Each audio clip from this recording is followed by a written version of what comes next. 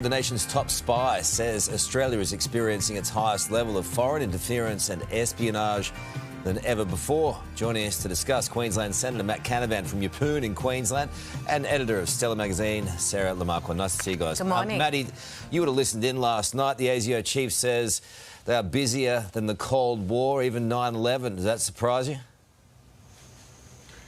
No, it doesn't surprise me, but it is shocking news nonetheless, especially the claim here that senior figures, I think, political and business leaders, Mr Burgess claims, kind of convince him not to go after spies, to go soft on our foreign adversaries. That doesn't shock me so much because there is a bit of a fifth column, I find, Carl, in Australia that kind of want to just shut up and take the money from the Chinese. I think that is ridiculously short-sighted. This is a trap if we get too close and too addicted to a sort of a financial flow of rewards. That will come back to bite us down the track, as we've already seen in the last few years where China's threatening to bully and intimidate us when we do get too close. So you think he should name and shame? Look, I suppose that's up to him, whether he has the evidence for it.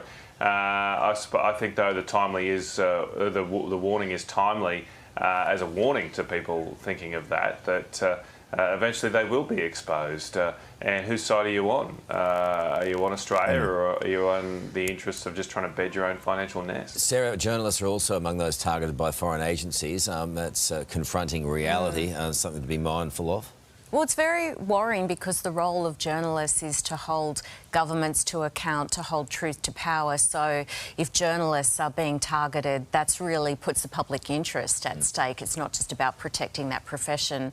It is really worrying. It's interesting hearing Matt speak. Obviously, his dialogue and the way he's speaking about it is very different to how the ASIO chief spoke about it yesterday, where it was unnamed country in question. Of course, it will be fascinating to see what the Prime Minister does about this. As we know, he's addressing the National Press Club today. He's there to defend the role of AUKUS, and we know that really Australia's involvement in AUKUS is largely what's made us so vulnerable. Well, the unnamed country is obviously China, and at a time when we're trying to water down some of the conflict there to get trade going falls into what Matt's saying. Moving on, former RBA Governor Bernie Fraser is questioning the Albanese government's superannuation scheme. He's got concerns it could cut Australians' returns short. Matt, they're justified, aren't they? Absolutely. It's our money. Just leave our money alone. And this is shaping up as a massive broken promise if they proceed with this, the Labor Party. They said before the last election they wouldn't touch our super. They wouldn't tinker with it. They'd learnt their lesson from the previous election. People work hard for this money, and at a time when they're struggling to pay their bills today, the Labor Party seems dead set on making it harder for people tomorrow. Because this money is there for you to help you in your retirement, and the more we tinker around with it, the less people, young people in particular, will bother contributing to their retirement, because I just think the government will tax it one day anyway. Leave it alone, leave our money alone, let us invest it, and then let us enjoy our retirement. I'm not sure of the dialogue around these quotes, but you're 100% right. The Australian this morning says, this is a quote from Anthony Albanese in May 2022. We've said we have no intention of making any super changes. One of the things we're doing in this campaign is we're making all of our policies clear.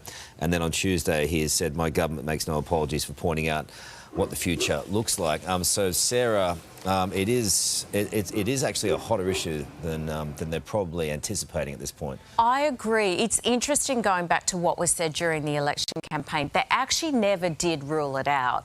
They use that classic line, we've got no plans, no intentions to change it. It is a hot button issue because a lot of Australians, myself included, saw our super returns last year and got a very unpleasant surprise. So if you add that to all of the other economic and cost of living woes that we as consumers are dealing with, it's the last thing we need. It is our money. We work hard for it. I think there's an interesting generational conversation going here, because if I wanted to ignite a bit of generational warfare on this Wednesday morning, I might say, well, it's time that the baby boomers took a bit of a hit because they've been relatively protected.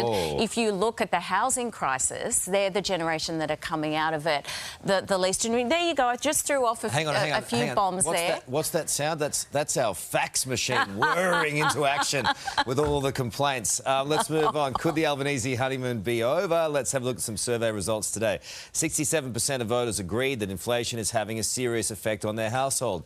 78% think the gap between rich and poor feels like it's widening. 40% would struggle to afford a major expense, and 38% have concerns for their retirement savings. Matt, voters seem less impressed with what's going on at the moment, but that's understandable given the pressure that is exerting now on their budgets. Yeah, I don't need a poll to tell me that, Carl. You just have to talk to people down the street. They are struggling. They're doing it tough. And people are worried about the year ahead with interest rate rises still to come. And I'm not surprised that the Prime Minister's taken a bit of a hit, because he seems a little distracted over summer with things like The Voice, that most people don't even know what it is. They just want a government to focus on making their lives better. So, you know, if the government wants to improve its standing with the people, it needs to focus on what the people want them to do, which is to help them deal with this crushing rise in the cost of living. Some good news too in terms of preferred Prime Minister. At this rate, you guys should be back in power by 2030. About 50, 60 years. Oh, that soon. Oh, great. Sarah? Yeah, Peter Dutton is counting down the days on his calendar. Look, absolutely. Look, cost of living is first and foremost in the minds of voters. Absolutely no dispute. So the Prime Minister has to get on top of that if he wants his personal approval rating to go back up.